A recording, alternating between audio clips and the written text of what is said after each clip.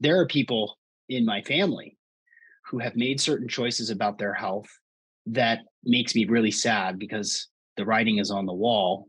And I'm struggling with this notion that in this life, maybe they've made that choice to screw themselves a little bit.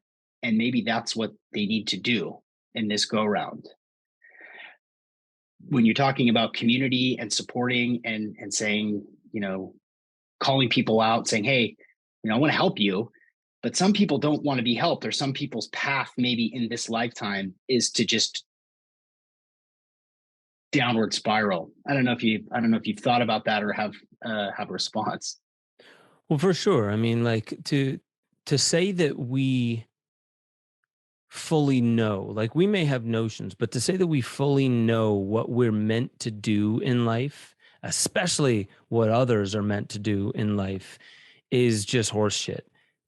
We a lot of the times we come up with we draw upon what makes us feel stable, ergo safe, and that life is predictable and we know how to manage outcomes. So from that, from this, and I'm not saying controlling life is a bad thing. I think it's also a part of the learning curve. We do this. We like stability. We like peace. But we also, when in Maslow's hierarchy of needs, when we've met that feeling of safety, we go out and we explore. And what do we do more of? We risk. So when you Mm. see that there are other people around taking risks that we wouldn't take, sometimes we feel like that makes me feel less stable. And especially if they're in my environment and it could affect me. But even if it's just, I have to watch them go down this path. And a lot of the times we think we understand where those decisions and where that path will lead them. And I know for a fact that I've gotten into some addictions, and I'm not just talking about substances. I'm talking about like paths on my life where I'm like, I have to. This is my calling. And then 2 years later, I'm like, whoa, I know I needed to do that, but that was just something that happened for me to learn this very valuable lesson that I'm learning right now. You can think you are right. And all the books that you read, all the podcasts you listen to will validate that you are right and you're doing the right thing. And for some reason, there's still this little thing. There's this little thing that just feels like, why does this feel so fucked up? Why does the world seem so unable to uh, wrap their heads around the same peace and health and path towards those things that I have? And so I guess my thoughts on that are I absolutely agree that people are going to make the decisions that ultimately they resonate with. And to be there for them and to love them through that path and to hold it, not to try and fix it for them. I mean, man, if you've like if you know the dynamics between men and women, when like women say like, here's something that I'm struggling with, and a man is like, all right, X, Y, and Z, this is what we're going to do to fix this, and the woman's like, can you just shut up and listen? Yeah. Just shut up, listen, and nod. Like that'll make me feel better. And I had the same thing with my brother where he and I were talking about some of our shared struggles, and I think there's a key right here that I want to get to. We were sharing our struggles and we share the same kinds of struggles. And then there's some struggles that we don't share personally, but like he and his relationship and me and my relationship, the poles are flipped.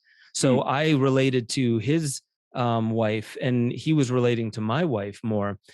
And like there's something perfect in this, but it wasn't like we were saying, well, here's what we should do, Mm. right? We should do this, that, and the other, and bam, solves the problem. Because at the end of the day, I think all of us know on some conscious level, we don't really just want others to solve our problems for us. And just look at the lottery example. How many people win the lottery and it doesn't solve a damn problem that they thought money would solve? Somebody just won some woman just won I forget the mega millions. It was $1.33 billion. Whoa. This was just yesterday or something like that. Um, I'd be interested to see how that like changes this person's life. And I mean, I'm not saying it doesn't create massive amount of opportunity that most people don't have. But there's some kind of hint in that having your problems solved for you doesn't solve the problem in the school of life, Mm. right? If you have a test and your life's purpose is to solve this test, let's just say it's like a multiple choice test on paper, and somebody comes up and says, yo, I got all the answers for you, and they just hand you the page with all the answers. It solves the problem in an illusion of all the people around you. It solves that problem, but you learned nothing. And then you hold that seed of, I cheated. I didn't do it the way that I was meant to. Now extrapolate that out to, let's say,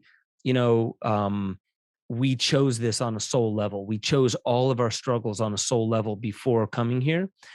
Our soul, when we cheat to get the externalized look of the solution that we wanted, your soul shakes its head, right? Just like your higher self outside the simulation was like, oh my God, now it's going to take you another, I don't know, 10, 15 years to realize that that was not the way. And the reward you got for it is not a blessing, it's a curse. Mm. So humility.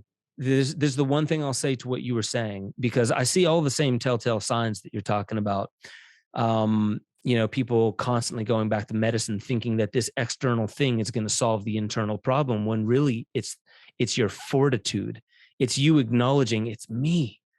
I chose my way into this. I must choose my way out of this, and nothing else but that one thing can help. Nothing else will help. And if I let something else help, that's just kicking the can down the road. Now I have to walk all the way down the road to get back to the same problem and go through the same shit that I avoided last time.